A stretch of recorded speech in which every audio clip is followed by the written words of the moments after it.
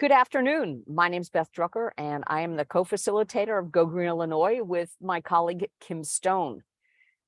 This group has been together since 2013, and this is the 62nd time we have all met as a growing group to learn from each other and to make a difference in our communities. So we're so delighted that you're here. If you are a first timer, special congratulations and welcome to all of you. For those of you who have been doing this for years, we're glad you're still at it. So for this meeting, we decide in July, we often have a smaller group because of vacations. And so we also thought we would have a slightly shorter meeting. We'll see how we do, because there's always a lot to talk about. But the aim was to have a 1-hour program. If anybody wants to stay on a little longer than 1 hour, of course, we can do that. But instead of having a speaker come in, we decided that there was so much wisdom and experience amongst our groups that what we would do would be to take the program and ask some of these leaders to highlight the things their group is doing particularly well, so that the rest of you can learn from them and maybe copy or replicate it. So we're not going to do Q&A during all the presentations. We've got 8 different community groups talking.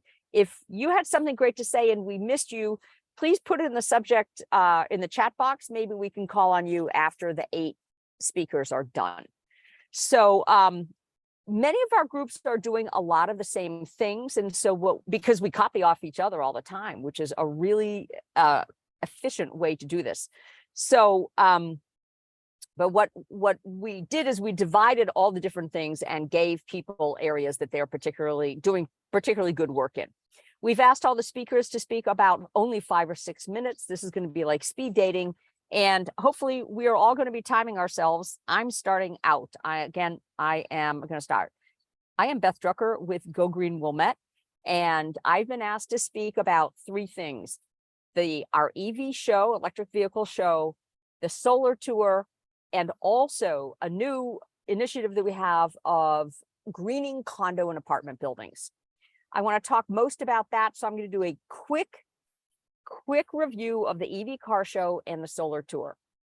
Illinois Solar Energy Association has a solar tour every year. It is statewide. It is a very easy thing for you to join if all you're going to do is to try to get your solar owners onto the Illinois Solar Energy Tour. If you want to make it more hyper local and you want to put signage out or really amplify your own solar owners, that can get a little bit more complicated, but it's well worth it because solar is catching.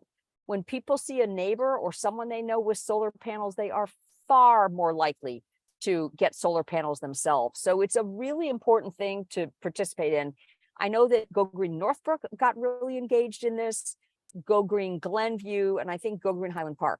Some people have said they are disappointed at the lack of turnout. The more you do to promote it, the more people show up. In Wilmette, one guy had 20 visitors, another guy only had 5. So there's no telling. The other thing, the EV, so Illinois Solar Energy Association, illinoissolar.org is where you go to get on that tour. The EV show, that is something, if you live near Wilmette, by all means, send your people to our solar tour, both our EV tour. Both of these are on the 30th of September. If you go to the EV show, if you want to do your own, Annie Mulman, you're going to have to help me. God, it's National Drive Electric Week. Look up National Drive Electric Week, put in your zip code, and you can either plan your own EV car show, which is really easy, or you can send your folks to our show. So with that, I'm going to spend the rest of my time talking about a new initiative that our intern, Annie Mulman, and I are doing, and that is to green condo and apartment buildings. I think we'd all be surprised how many multi-unit buildings we have in our communities. Wilmette has 40, and most people would say we have like 10. So there's a huge part of our population that are in these condos and apartment buildings, and they are sharing the same concerns. How can they recycle better? Can they do food composting in their buildings? The answer is definitely yes. How do they do EV car charging, which is an issue that all buildings are grappling with? Can they do any dark sky lighting?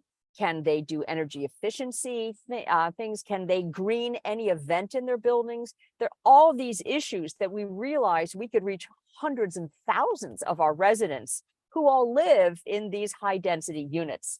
So we did what we called a green tea. That is a gathering with a purpose. And to our surprise, we ended up with a big turnout with people from 5 different buildings. We did this very, very quickly, 5 different buildings. And we had the head of collective resource come and give a quick pitch on how you can compost food in your building. That saves money, it saves plumbing issues, and it also keeps your whole garbage area much neater because you don't have rotting food in your dumpsters that never get cleaned out. We also had someone I met through Go Green Illinois. His name is Tim Milburn. He is the expert on EV charging in commercial buildings. He spent 2 hours at this event, and he now has a follow-up list of buildings that want to hire him to figure out how they can charge cars in the building. So it went really, really well. We are going to do a follow-up green tea in September. And if any of you would like to attend one of them to see how we do it, by all means, stay in touch, because we think it's a really easy, not easy, but it's an efficient way to change a lot of households because they're in these buildings. So we also are doing a yard tour this weekend.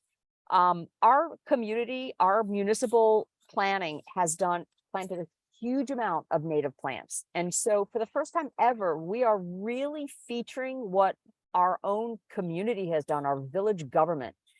Just so happens one of our planners has a degree in landscape design, and she's really into native plants. And so this is a way that we can really give kudos to our own village, and that makes us a stronger partner with them. And so our yard tour is just 3 private yards this Sunday, but it's also highlighting quite a few of the city gardens that they've been doing. So you are all welcome to join that. There is no charge for that. The addresses will be posted Friday night at 5 p.m. So come to Wilmette on Sunday if you'd like, and see our yard tour from 9 a.m. to 1 p.m. If you don't get our newsletter, please sign up for the Go Green Wilmette newsletter. And I encourage you to cut and paste anything out of our newsletter and use it in your own newsletter. You don't need any permission from us. We are happy for you to amplify our message. And so that was 5 minutes, 40 seconds, and I am finished. And we are now going to hear, do we have Liz Kunkel on? I don't think so. Yes, we do. Liz Kunkel, you are on, but we're going to set a timer, okay? 5 or 6 minutes. Thanks. Sure. All right. Thanks so much, Liz. You bet. I'm going to stay off screen, guys. I'm sitting outside. Apologies for that. But so Beth asked me to talk about our Yards That Work tour, which we did. We followed absolutely on Go Green Wilmette's heels on that. We do a smaller version of it in Winnetka than Wilmette has done in the past. We've settled on 6 houses. This year, we're only doing 4 because one of them has a 3-acre spread that we're highlighting. So we figure it's like 3 yards in one. We also debated including public spaces this year, but opted not to. But we were really excited to see that Go Green Wilmette is doing it, and we will likely do it next year in Winnetka. And I know the other one was our tabling efforts, Beth, you asked about. And we don't have anything. And your native plant sale. I'll circle back to that. Sure. I just wanted to do the tabling stuff. We don't have any great secrets. We have an amazing communications person who she's creative about it and she has fun thinking about it. But the things that make a difference at our farmers market tabling events are good signage, like a banner, simple messaging, things that aren't environmentally related to draw families in. We use scribble stones, which are a wonderful thing. We grab them from Lake Michigan and bring them and let kids draw on them with permanent art markers. And it's a way to bring young families to the table especially at farmers markets, while families are waiting in line for other vendors, we give the families something to do. We're like, hey, come talk to us. And your kids can do a little art project while you're waiting in line for your coffee or your scone. So that's what I've got to say on that. And then on the fall native plant sale, again, totally following in Go Green Wilmette's heels. The fundamental difference is that we very specifically chose to do our plant sale in the fall, although it's technically late summer. This year, it'll be Saturday, September 9th from 9 a.m. to 11 a.m. I forgot to mention, sorry, our yard tour is next Sunday, the 23rd. We're usually the week after Wilmette's. And then, yeah, our fall native plant sale, Saturday, September 9th. And we specifically chose the fall because I had such great success planting my natives in the fall and having them be successful after a few years of struggling to plant them in the spring. So we very much promote the idea of a fall native plant sale because fall is a great time, not just to think about natives, but actually plant them and have them be successful. So those are my notes on that. I think that's it. Okay, did I see you with a banner about food composting or a whole tent that said about food composting? So what we do with our farmers market, what we do is we this year, what we did for the first time was choose one day each month in the summer during the season to table, and we have a specific theme for each table for each month. So June was ask us about composting options in Winnetka. July is ask us about plastic-free options. And August is actually going to be on native plants in advance of our fall native plant sale. And we'll probably rope composting back in then also. So we did get a banner. We have a table that's part of the normal farmers market. We are members of our local chamber. So we're allowed to get one tent at kind of, I think, each month for free. We could table additionally for a cost, but we choose not to do that. So we take the one free day. And I like the idea of a theme, and I'm glad you asked me about that, Beth, because I think it's a great idea to organize your messaging, your efforts for the day, and volunteers, get people who are interested in maybe one specific subject and not try to cover too much ground all at once. Okay, great, Liz. Thank you so much. Thank you. So most of these farmers markets will give free tables. We get a free table 3 times a summer through Bedsidone, or however you pronounce that. Many of them will give low cost or free tables occasionally for community groups that they feel will add to their market. So don't be shy about asking. Okay, next we have Sheetal Pandit from Northbrook, and we have asked her to talk about their newsletter, which we think is awesome. And also she thought that something that we don't want to hear about is how they've adopted a climate action plan in Northbrook, and they feel they're really having success influencing policy and action in their village. They have a full-time sustainability coordinator. So Tessa, that might be helping. So we can hear a little bit more from Sheetal about that. Thanks, Liz.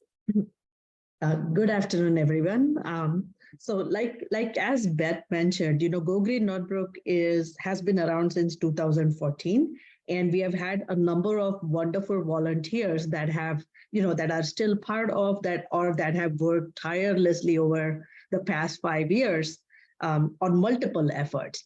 And again, we are seeing a lot of momentum and a lot of success in Northbrook as a result of the tireless work of all of these people over the years. So a couple of things, that I can just highlight for everyone is our wonderful newsletter. It's again managed by a volunteer with us who runs it pretty much independently. She, there are contributors, like regular contributors to the newsletter. We run it using MailChimp. MailChimp is our preferred platform. And the way we solicit people for our newsletter is, whenever we do tabling, whenever we do any sort of partner activities, we typically have signups at that. And then we add the signups to MailChimp, and then they automatically receive the newsletter. The good part about the newsletter is we have a fairly high, like an open rate, fairly high open rate for it, almost 30-40%. And then we also get engagement back from people on the newsletter, which which lets us know that they're actually reading it. And we have also had a number of people come and tell us that they really, really like our newsletter. So that's what I can say. I had actually pulled it up. So give me a second to find it, and then I can share my screen for everyone.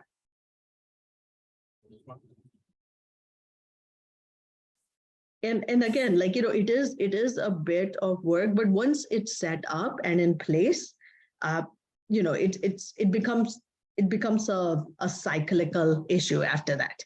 One thing I would say about the newsletter also is we also do our sign-ups for volunteers and other activities through the newsletter. So that, through that, we have actually gained quite some number of volunteers too.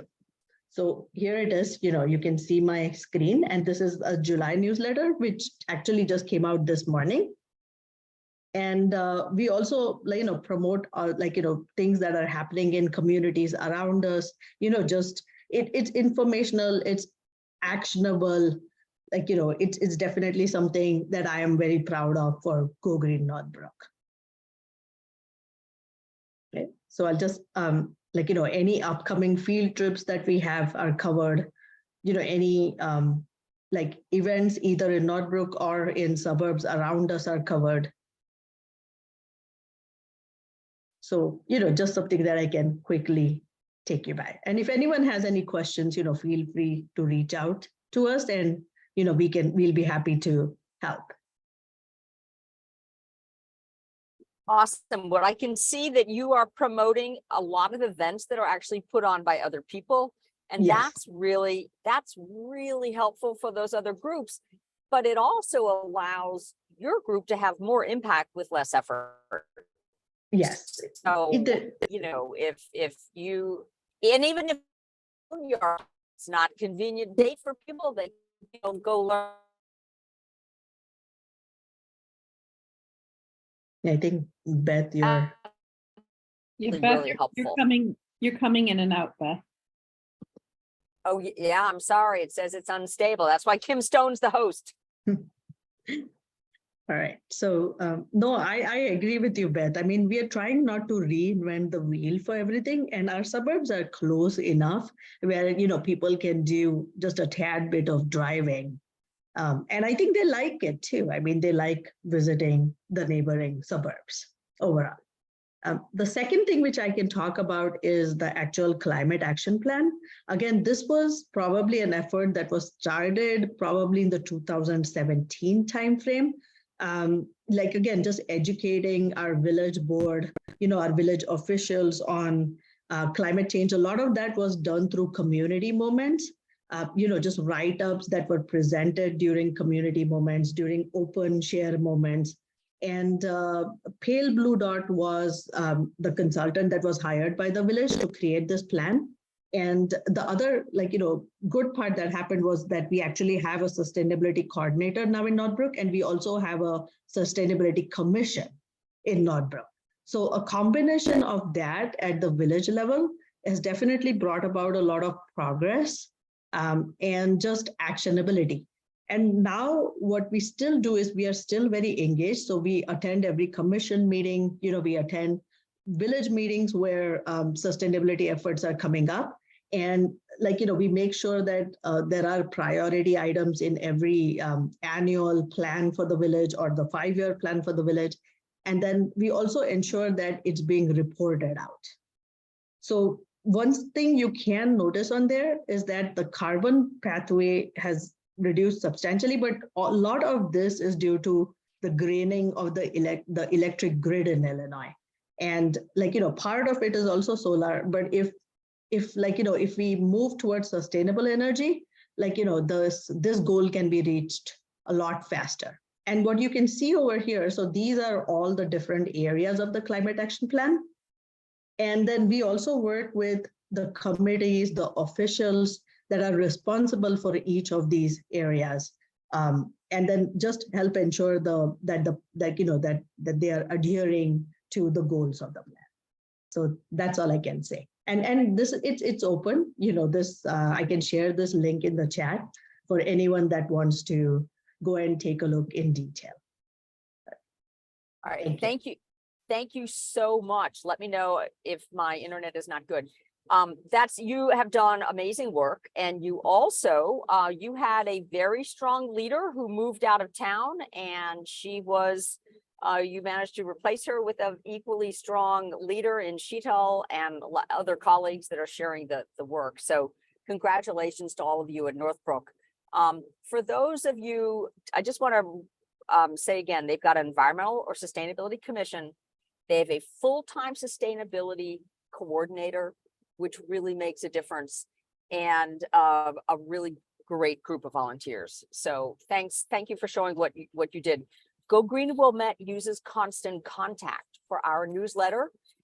It definitely costs more money, and maybe that's silly of us, but we started this a long time ago, and we really like that. We've also found that all of our social media posting can be done through Constant Contact. It's possible it can be done through MailChimp as well, but Constant Contact has a really good way for us to coordinate. All of our images are the same throughout newsletters and social media. So that's a new thing we're doing with Constant Contact. Let's see, there was one other thing I wanted to mention. Oh, when you do a newsletter and you have clicks in the newsletter, it's really useful to go back and see who's clicking on what. It really helps you understand what people are interested in or what they're not interested in. And remember that most people aren't going to click on anything. So it's important to get as much of your message into each newsletter without having it be too long. Okay, so the next person, we've got Go Green Barrington, we've got Jennifer Lucas. Jennifer's been working out in Barrington for a very long time, and they have done a great job in setting up partnerships. I know they do a lot of social media because I see a lot of their roadside cleanups happening. They're working as a strong partner with the library, and we especially wanted them to ask how they are helping to create low waste events in Barrington.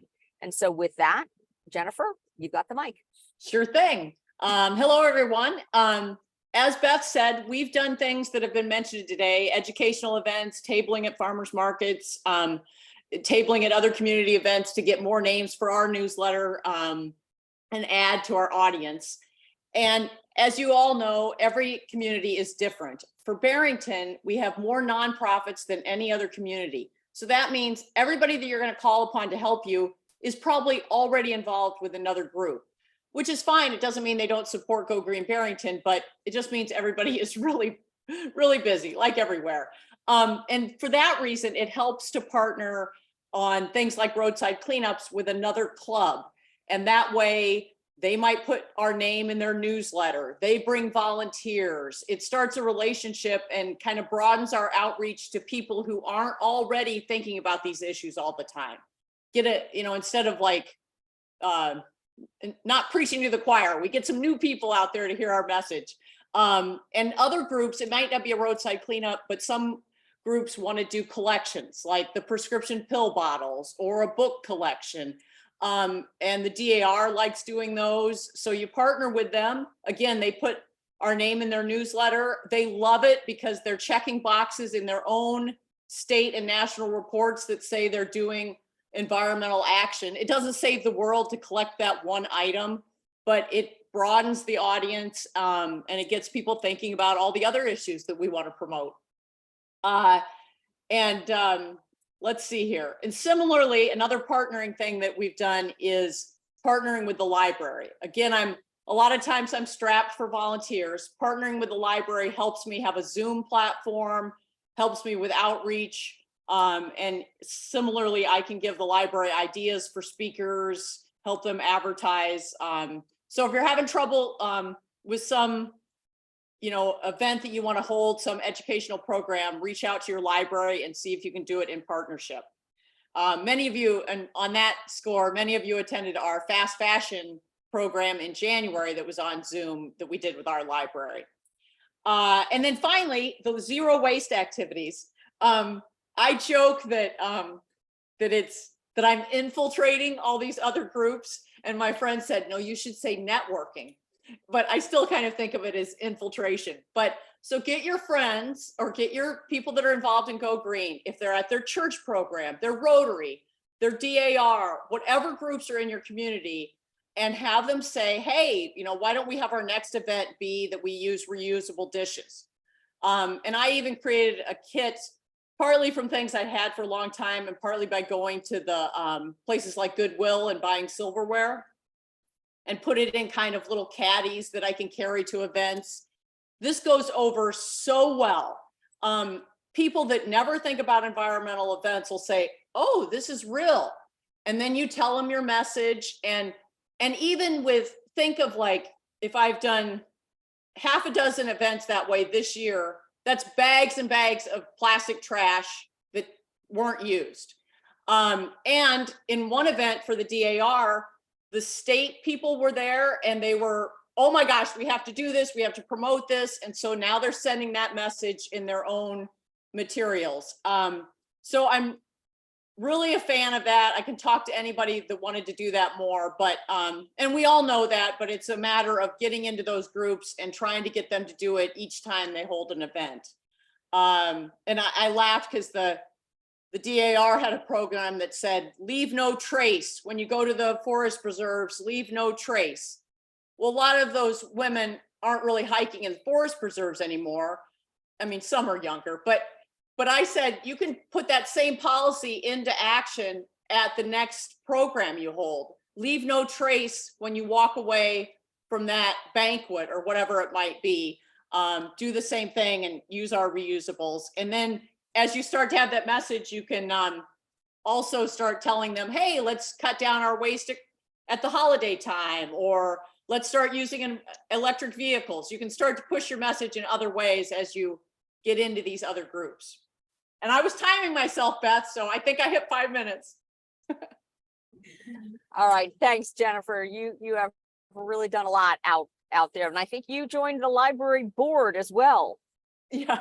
Yes. Okay, speaking of infiltration, that's awesome. Our libraries are really amazing partners, and let's see, we just saw a photo of the Glenview Library with a fantastic display of environmental books. So if you're not if you're not setting up a partnership with your library, that's a great thing to start. Okay, so next we're going to go on and we're going to hear from Highland Park, Jenny Futterman. And Jenny, I've got you down for your bag share program and the farmers market plastic reduction toolkit, but you've got a 5 to 6 minutes. If you and Kim Stone want to, speak on any other issues, feel free to. Thanks. Super, thank you. Hopefully my cat will be quiet, but probably not. Originally, we kind of had a bag share bin, which people may have heard of, and now it's raining, so pardon that noise as well. If it's too loud, I can go in a few minutes. So our bag share bin was really simple idea. It's just everyone has a ton of reusable bags. Why is there plastic bags at the farmer's market where we're having fresh fruit and veggies? And, there was a disconnect there for us. And I had just seen it somewhere and saw signs on the internet. So we got just a big Rubbermaid tote and printed out a bag share sign and put a fact or two about, plastic bags, how they're never reused, or as simple information. And our farmer's market he just puts our bin out every single week. And it's at the front end when you walk in, and people can come and donate clean bags or take bags as they need them. We have one of our steering committee members lives near the market, so she's kind of been deemed our bag lady, and Gail will take all of our fresh bags over there over on Wednesday morning, and some vendors, will ask for the bags directly. And otherwise she just makes it known for everyone. Pardon the intrusion. So we've been sharing the bags, and it's all donations so far. We have had a lot of success on our local Free Box Facebook page. We just put a call out, say we need bags, and we get a drop off either at the market, or we will go and pick bags up. We put it in our newsletter as well when we need extra bags. So it's been really successful. And that kind of led to there's other ways we can reduce plastic at the market. Kim and I usually take leftover takeout containers to dump our berries in so they don't get crushed and things. So talking with Andy from Go Green Highland Park, Seema from Vernon Hills, Lincolnshire, and Jen from Barrington, we created the Farmers Market Plastic Reduction Toolkit. So I'll do a quick screen share. Let's see this one.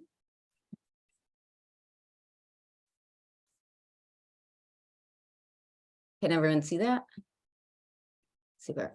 So in our toolkit, there's just a little sample that we have an intro letter you can send to your market managers and vendors saying this is, these are some easy facts about plastic and why it's not the right fit for the market. It could save you some money.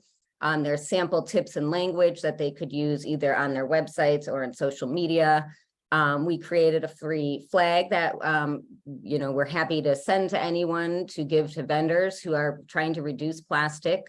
And then our bag share was just a really simple, low cost. It was a very easy volunteer activity. It could be a project for someone to kind of maintain. We do like to have someone go and just check the bag or check the bin to make sure there's nothing unusable or dirty. So it's pretty easy. And then you get, you can have your name on there as well. So there's a photo of our bag share and some of the info we had, and our website was on there. And then that's a picture of the flags that we offer. So if you would like any, feel free to email us. We have plenty, and you can wipe them off and roll them up and hang them up. So we'd be happy to share that with anyone. I just wanted to add this too. I found at a Deerfield Farmers Market, they are adding, they have a gleaning project at the end of market. So through a local organization, they set up a tent and they communicate with all the vendors, and anyone who doesn't want to take stuff home is dropping it off at this tent, and all that produce is going to the local food bank. So just wanted to throw that in. Kim, anything else? We're partnering with our park district and doing a sports swap, which we borrowed from another Go Green group, and that's going to be in the fall. So in partnership with other governments, sometimes helps too. Oh, and I wanted to say congratulations to Liz Kunkel for her new position there at IEC as the Zero Waste Policy Manager. So go Liz. That's it. Beth, are you still there? I'm sorry. Yep. Thank Okay. you so much, Highland Park. Thanks. So we're right on time. If any of you who have not been previously asked to give a talk have a few things you want to say, please add it to the chat now, because we've got 2 other communities, 3 that are going to report, but that'll leave some time for additional people to report in. What are you doing in your community that's working that you'd like to share with your colleagues in other towns? So the next, we are moving to Chuck Wasserberg. He is currently the co-leader of the Evanston Climate Action Group. He is going to talk to us a little bit about leadership succession, but I've also at the last minute asked him if he would talk about 2 things that they have done that none of the rest have done, and that is a total bag ban going into effect and a total gas-powered leaf blower ban, year-round ban. So Chuck, you are next, and we're interested to hear about your successes in Evanston. Yeah, well, I think my initial plan to talk about succession planning probably wouldn't work with what's been going on. So let me talk about those 2 issues that you brought up, Beth. We have, starting in August, we have a plastic bag ban taking effect in Evanston. And that affects it's primarily focused on the large retail establishments of 10,000 square feet or more. So, the Jewel Oscos, the CVS's, those kinds of places. And the reason it's like that is because there was a lot of hue and cry from the small business owners, understandably, that this was going to really create some problems for them. It's not clear to me why this happened, but there's a tax in place on this. And so the small business owners were saying, well, if you're going to create another layer of taxes for us, why should we do this? So the city kind of backed off on that and said, we're just going to apply this to the large retail establishments, which is still extremely good news. I don't mean to be discouraging, because it's really great. It was a long time coming. And the big issue is going to be, getting people who aren't already part of the choir that we're part of to start purchasing their own bags or using their own bags, their reusable bags. I've been to some ward meetings. We have wards in Evanston, and depending on the ward you're in, it's easy if your income is decent to go out and purchase a bunch of bags. If you're really on a tight budget, it's a little scary sometimes to be told, well, you can't even get a count on a free bag at the store anymore. And so my view on this is that it's going to take a lot of Climate Action Evanston to go out into the community to help the city and provide some bags, reusable bags to the community at various events where people are most affected by the ban. And as to when small businesses will start really, being affected by the ban directly, I don't know yet. Right now, the ban is going to take effect August 1st, and we'll see how that goes. But I think it's a great thing, and I'm very happy to talk about. I'm very glad it happened, obviously. And then what was the other thing, Beth? Oh, you wanted me to talk about the leaf blower ban. That started in April of this year, and it bans all use of any propane or gas powered leaf blowers. Now that sounds pretty easy to do. Like, what would the big issue be? Well, leaf blowers are really embedded in our culture. And so it took a very concerted effort on the part, not just of Climate Action Evanston, but of many other, virtually all the environmental groups in Evanston, plus I would say many just private folks who aren't part of any group getting connected about this. I was in a Google group that was I was getting bombarded almost daily with, I don't know, 30 emails, 40 emails about what was going on, because people were very passionate. But that's the kind of effort it takes to do this kind of thing. And we had to approach it in a two-pronged way. One was from the environmental standpoint, because the city said, based on our climate action plan, that we wanted to ban the use of gas-powered leaf blowers, although they didn't say by when. So we had to sort of pitch that and say, look, there are some health issues involved here, not just for residents, not just for lots of, forgive me, but lots of privileged white people who worry about their allergies, but for the people who are actually running these machines, who tend to be lower income folks who are carrying these gigantic things on their backs and breathing in the fumes on a daily basis. So we had to go at it from the health angle that way to present it to the city, and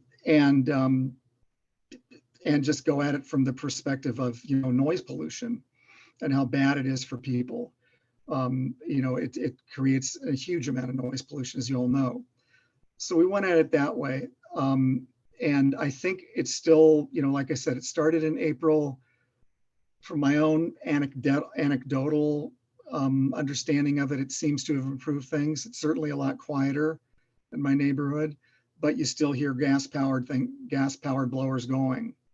And it took there were a lot of confrontations between people who were opposed to the gas-powered propane or propane-powered blowers going out and confronting the landscapers.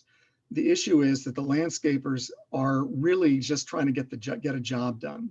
They're trying to make a living. And you have people who with gargantuan lawns who have the money to hire these landscapers, and they're the ones who need to be penalized.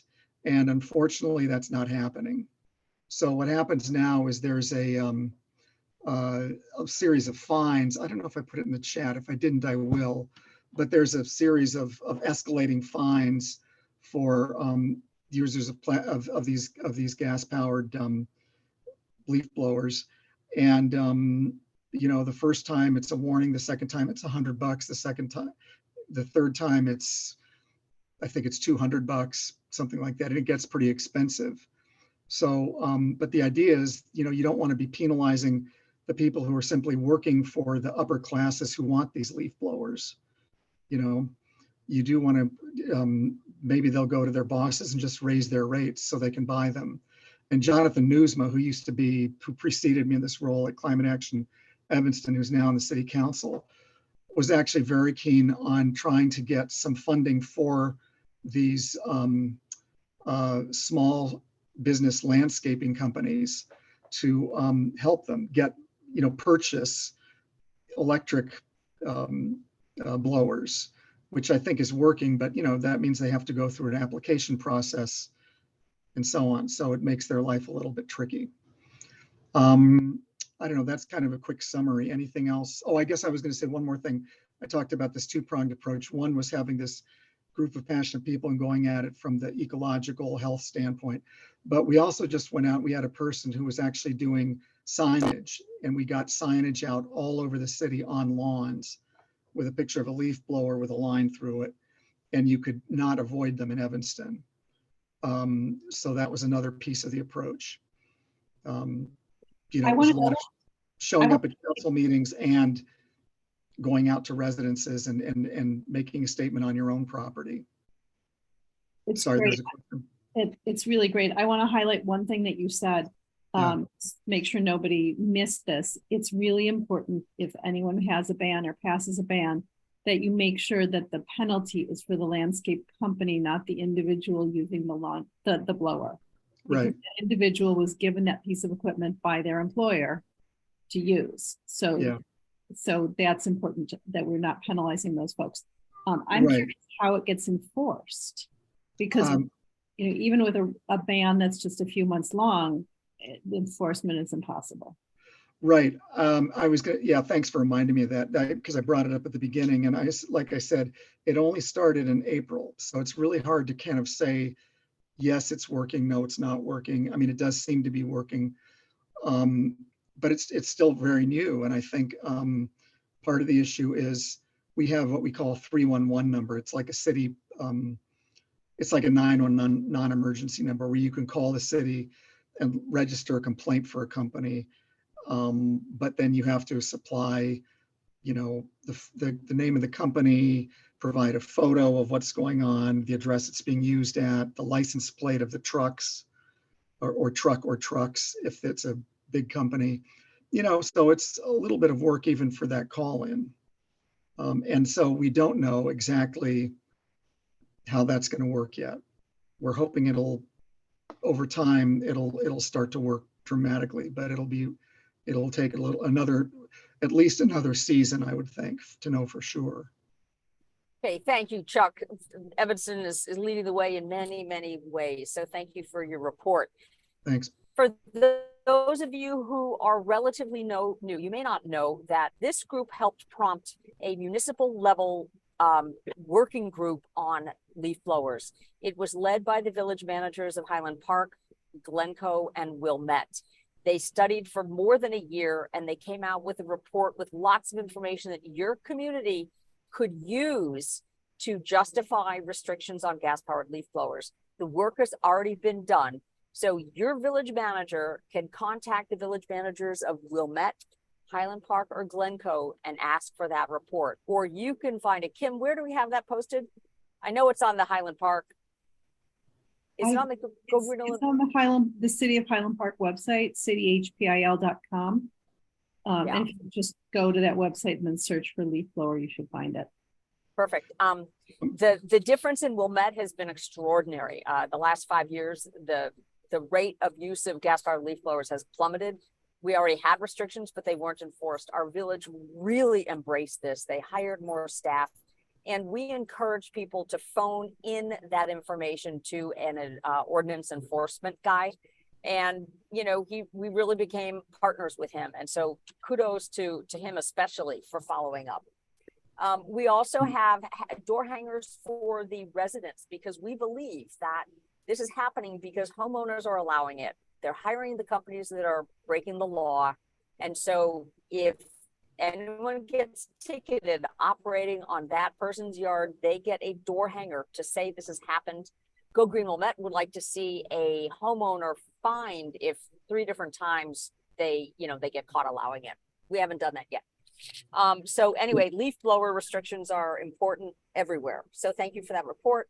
Yeah. We've got 2 more.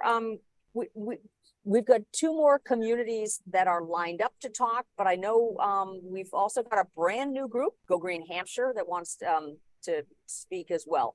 So Greener Glenview is next with Go Green Skokie on deck. Sherry Swibel-Latosh is going to be, gosh, I didn't write down what she's speaking about. She knows what she's speaking about. So she is going to have the next 5 minutes. So thank you, Sherry. Okay. And Mary Monday, co-founder of Greener Glenview, we're together. I have no internet service at home, so I came over here. And so we're going to be talking about two issues, mostly about advocacy. So when we formed our mission statement, which I'll just recite, is to protect and enhance our shared environment, both natural and built, for ourselves and for future generations. And it was really important to us that we include the built environment, because we were advised by a resident who works for Region 5 EPA that if we were interested in climate change action, that we needed to be working on what people do in their homes and in their businesses in terms of, they're a sieve for energy and pollutants. And so we ought to really be focusing on the built environment. So we took this to heart, and it's part of our advocacy strategy, which is we're quite involved in advocacy on a number of fronts. So first of all is we think it's important that people understand what kind of environmental ordinances exist in the community. So we have provided to our members on a monthly basis, we review and cite to sections of the municipal code that can be the basis for them requesting enforcement of certain environmental ordinances, such as the weed ordinance or the noise ordinance or the lighting ordinance, or tree, pardon? Coal tar. Or coal tar sealants. So it's important for everyone, I think, who wants to do advocacy to understand what ordinances are already in place. What is the scope and authority of your environmental commission? What can they do and what aren't they charged with doing? And this has become really important as we've examined and monitored business developments in Glenview, both large and small. We have a number of very large parcels in Glenview, including the old Scott Forsman publishing building property, and more, even larger is the 232 former Allstate corporate campus. It's being redeveloped into a 3.2 million square foot logistics warehouse with 650 plus truck bays. And so we really saw it as something that we do that's different from other groups, is we're closely monitoring our boards and commissions for developments that have some kind of environmental impact. And there are more than you would think. So in the case of Allstate, the issues ranged from air pollution to their landscaping plan for those 232 acres, which we think is not, what word would you use? It's not best practices, let's put it this way. And there were particular matters if you're going to be doing advocacy and trying to make sure that the buildings that get built, the developments that get built are built to environmental standards of the day. It's really important that you read that you track all of those staff reports and meetings and then comment on them. So in the case of, just to cite one, Allstate, the developer came in and said, with touting their environmental credentials, saying we're going to build this building to LEED standards. And at the same time, the approval that they sought and got from the village of Glenview didn't specify what LEED standard they would be building to, so they could build to any old LEED standard, not the one that's most protective, not the newest one, which is very focused on climate change. So it was loosey-goosey that way. And then they sought and were granted an exemption from having to comply with any Glenview ordinance changes. That would include building code changes or environmental protection for the next 8 years.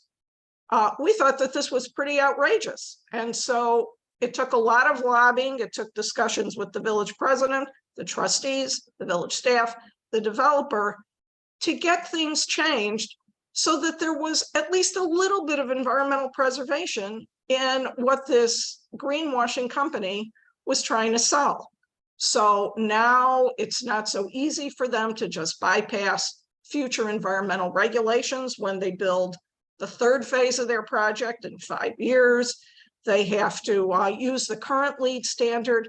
It takes a lot of hard work and time to do that, and many appearances before commissions and the trustees, but that's an example. In another case, it's become clear to us in the large and small development cases that the three issues that are most thorny are noise pollution, light pollution, and traffic.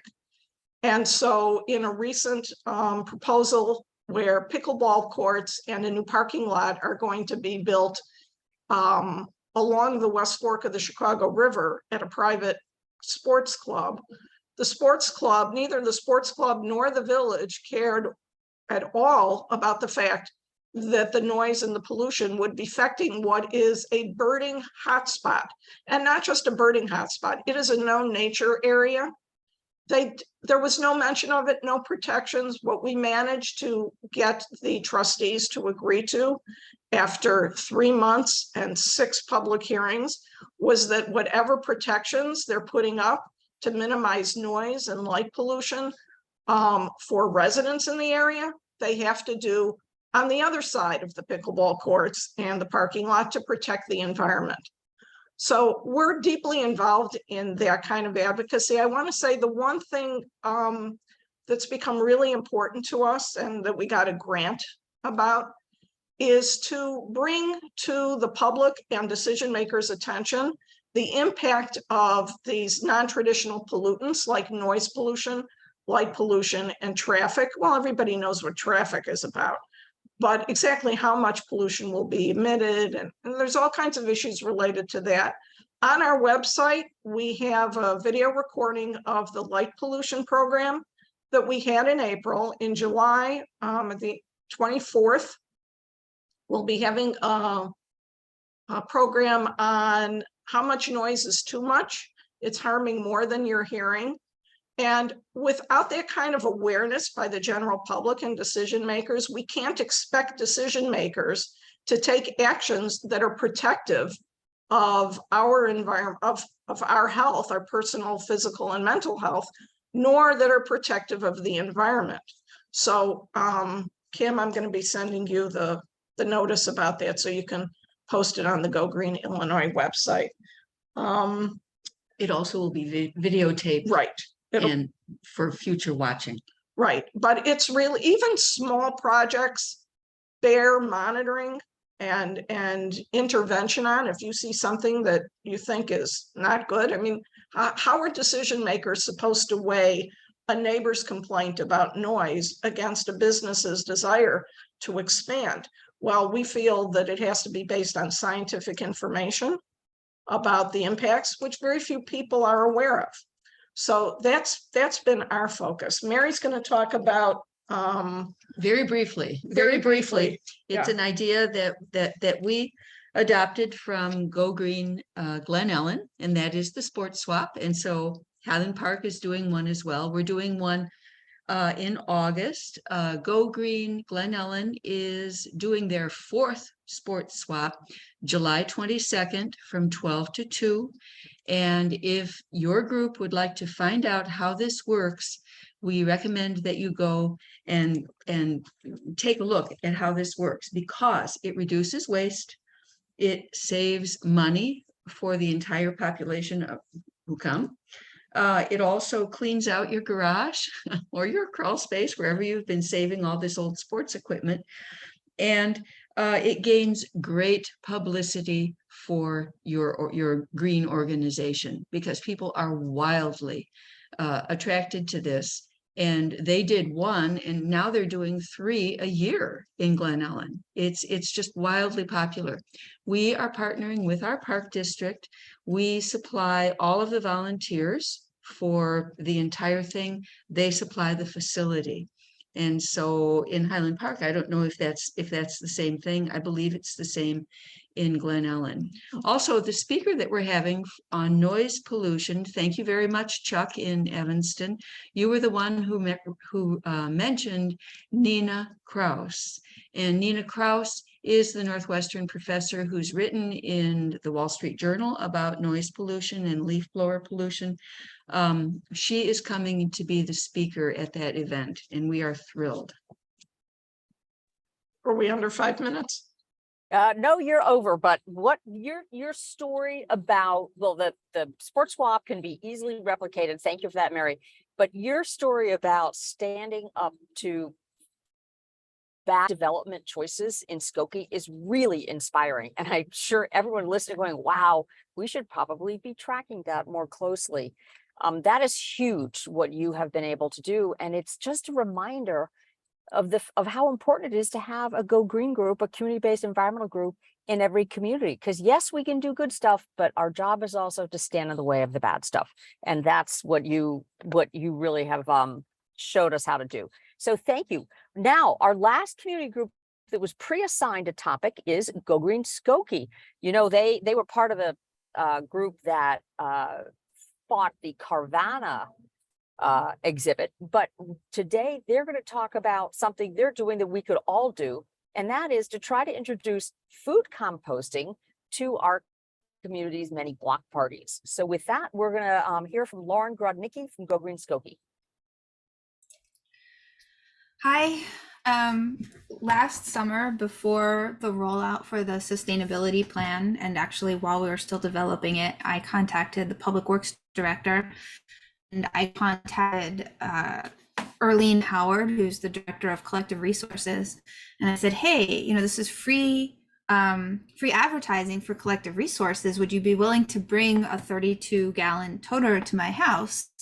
And then public works agreed to bring the full toters back. So we put the empty ones in our car, and public works agreed to bring the full ones back to my house, drop them off. And then during our regular pickup, they would just take the toters and swap them out. And we had about 4 different people actually follow through with their interest in the composting. I bought a bullhorn just for the event. I'm going to share my screen and show you the posters that I made.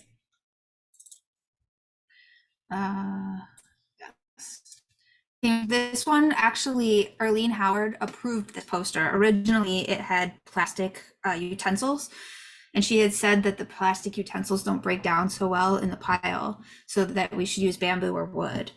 Now that they changed their hauler and everything has to be CMA-W approved, some of the plastic utensils can be used. And then I also made one for recycling, which got closed. And then I made one for landfill.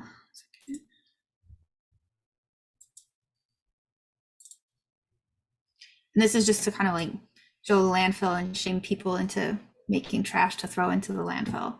But I wanted also people to know that most gum cannot be composted. It doesn't biodegrade. It just sits there forever because it's plastic.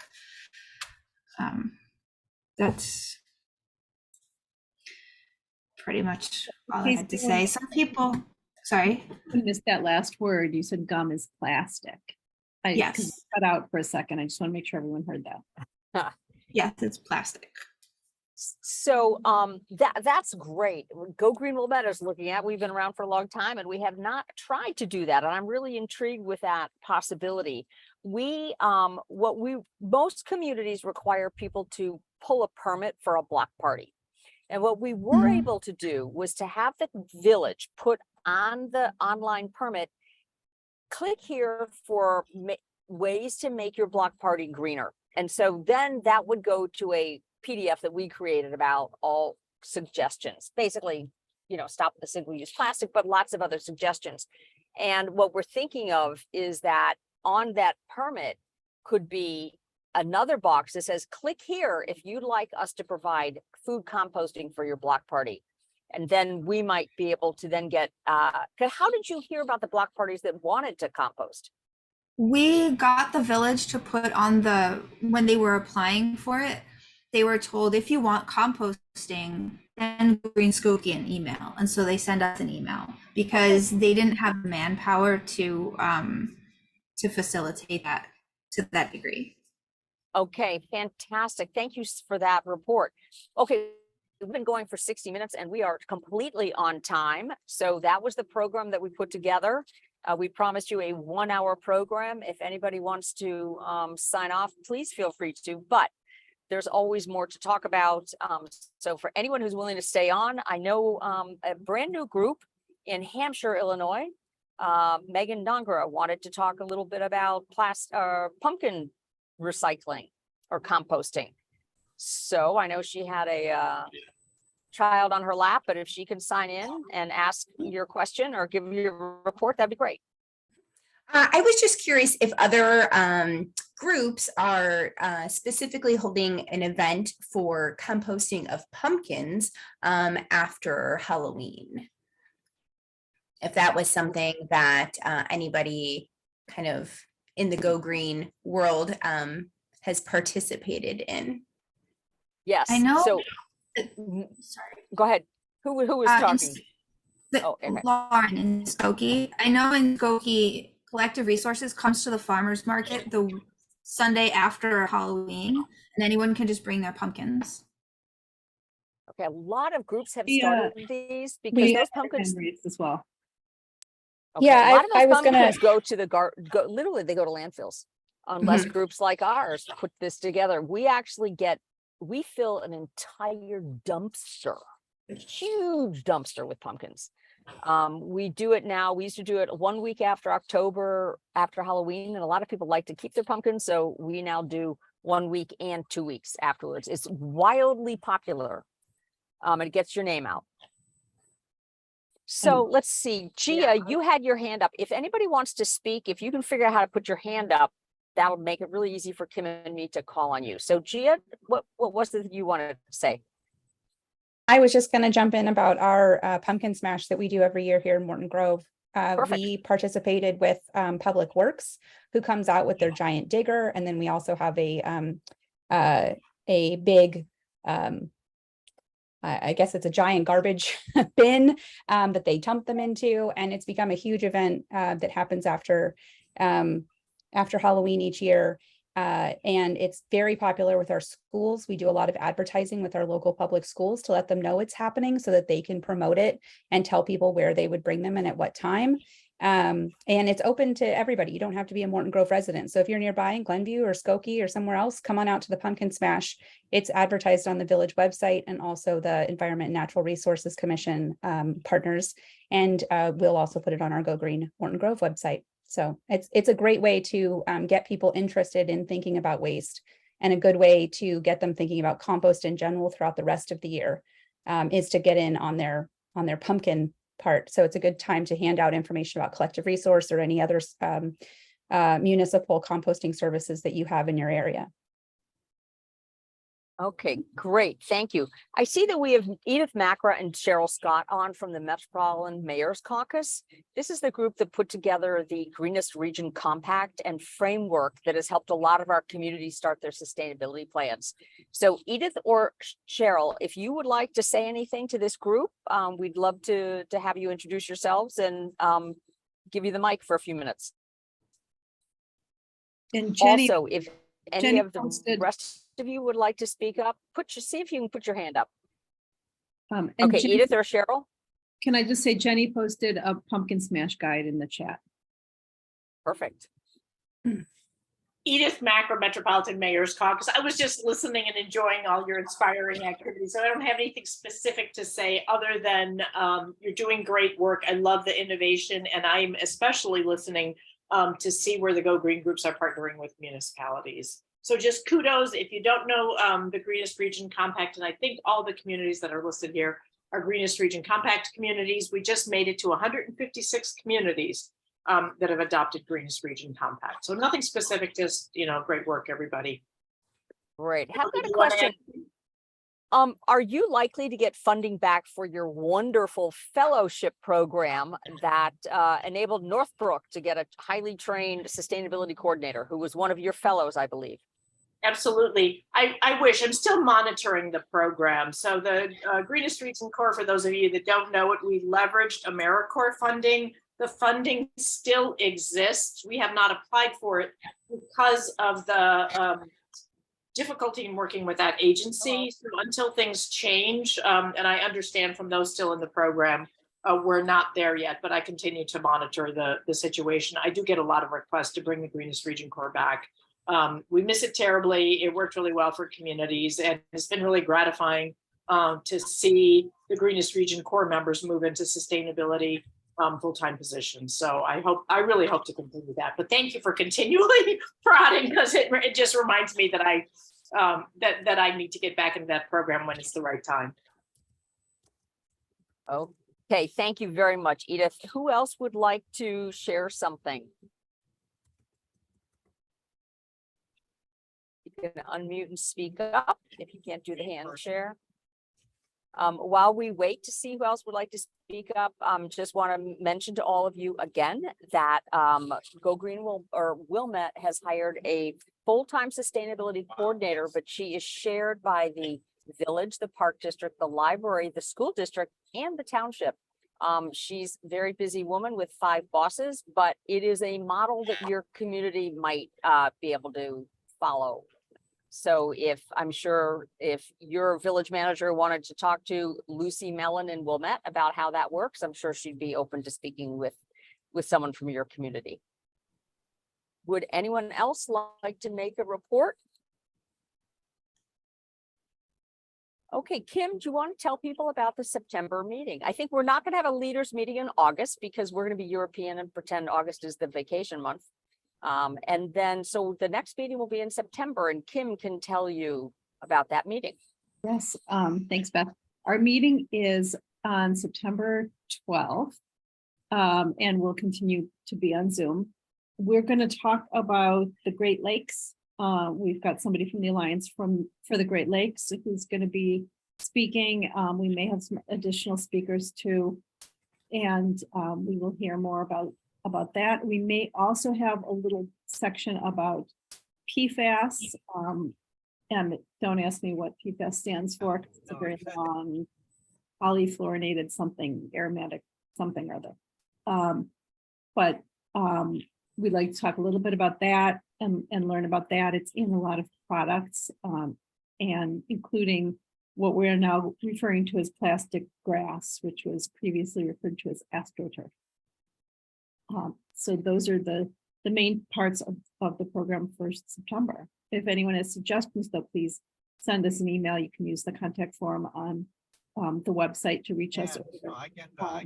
I'm at kimstonehd@gmail.com.